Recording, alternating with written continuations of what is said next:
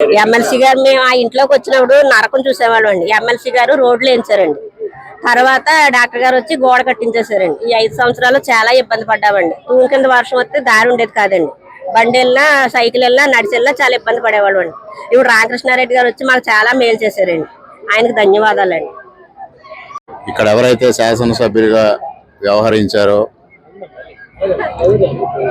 సాంకేతికంగా ఎన్నికైన శాసనసభ్యుల కన్నా ఎక్కువ అధికారాలతో ఒక షాడో ఎమ్మెల్యే ఇక్కడ వ్యవహరించడం, వీళ్ళు ప్రజల అవసరాలను గుర్తించకుండా ప్రజల్ని ఇబ్బందులు పాలు చేసే దిశగా బంధుప్రీతితో బంధువులకి మేలు జరగాలి, బంధువులకి పెద్ద ఎత్తున లబ్ధి చేకూరాలి అనే కాంక్షతో ఇక్కడ ఏదైతే రామారెడ్డి జిల్లా పరిషత్ ఉన్నత పాఠశాల ఉందో ఆ పక్కనే ఉన్న ఆంజనేయ నగర్ దాదాపు 30-40 సంవత్సరాలుగా అక్కడ నివాసం ఉంటున్న కాలనీ.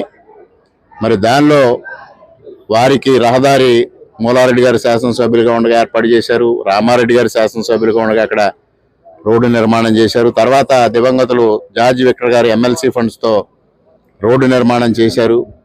ఇంత జరిగిన తర్వాత ఇవాళ మీకు రోడ్డు లేదనేది 4 సంవత్సరాల క్రితం తన బంధువుకు సంబంధించిన విద్యా సంస్థకి లబ్ధి చేకూరాలనే ఉద్దేశంతో,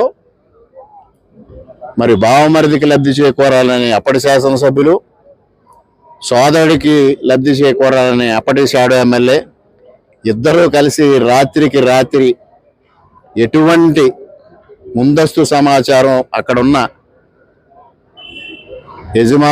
ఇళ్ల యజమానులకి ఎటువంటి సమాచారం లేకుండా యుద్ధ ప్రాతిపదికన గోడ పెట్టేసి దాదాపు 200 మంది కుటుంబాలని తీవ్ర ఇక్కట్లు పాలు చేశారు. ఆ గోడ పెట్టిన మరుసటి నెలలోనే కార్తీక మాసం వచ్చింది. శివాలయం దర్శనానికి వెళ్ళడానికి కూడా దారి లేని పరిస్థితి ఏర్పడిందని ఆవేదనతో కర్రి అరుణ్ కుమారి అనే ఒక మహిళ ఆత్మహత్య చేసుకుని, ఈ ఆత్మహత్యకి శాసనసభ్యులు సూర్యనారాయణ రెడ్డి గారి కారణం అని సూసైడ్ నోట్ రాసి చనిపోవడం జరిగింది. ఆ కేసుని అటకెక్కిచ్చారు. ఇక్కడ 4 సంవత్సరాలుగా ఇక్కడ ఎవరైతే నివాసం ఉంటున్నారో ఈ నివాసితులందరూ తీవ్రమైన ఇబ్బంది ఎదుర్కొన్నారు. ఒక 2 వీలర్ తప్పించి వేరే వాహనం ఏది ఆ కాలనీలోకి రాని పరిస్థితి వచ్చింది. వారి బాధలు అర్థం చేసుకొని వారికి మరలా దారి ఇవ్వాలి. అదేవిధంగా ఈ జిల్లా పరిషత్ హై స్కూల్కి సంబంధించి కానీ, పక్కనున్న విద్యా సంస్థకి సంబంధించి కానీ వాస్తవాలు వెలికి తీయాలనే ఉద్దేశంతో ఇవాళ జిల్లా పరిషత్ అధికారులు, ఇక్కడ అనపతి రెవెన్యూ అధికారులు, R&B అధికారులతో ఒక సర్వే చేసి ఎవరి భూములు వాళ్ళకి అప్పగించే విధంగా ఇవాళ చర్యలు తీసుకోవడం జరుగుతూ ఉంది.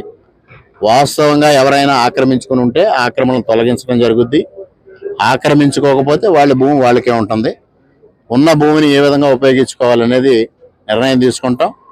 ఏది ఏమైనా ఆంజనేయ నగర్ నివాసితులకి 4 సంవత్సరాల తర్వాత ఇవాళ విముక్తి కలిగింది. దానికి చాలా సంతోషంగా ఉంది. వారు ఈ 4 సంవత్సరాలు అనేక బాధలు పడ్డారు. ప్రభుత్వం అంటే ప్రజల ప్రాథమిక హక్కులు కాపాడాలి.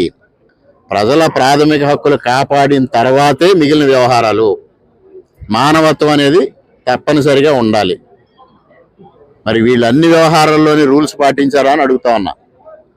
మానవత్వం లేకుండా 200 కుటుంబాలను 4 సంవత్సరాల పాటు కన్నీరు పెట్టించిన ఘనత మాజీ శాసనసభ్యుడు, మాజీ షాడో శాసనసభ్యులని తెలియజేసుకుంటూ ఇవాళ వారికి అధికారుల సమక్షంలో, అందరి సమక్షంలో ఆ గోడను తొలగించడం జరిగింది. ఎక్కడైనా ఇబ్బందులు కలగజేసి ఉంటే ఎన్నింటినీ తొలగిస్తాం. ప్రభుత్వం యొక్క లక్ష్యం సుపరిపాలన అందించడమే. ప్రజలు సంతోషంగా ఉండాలి.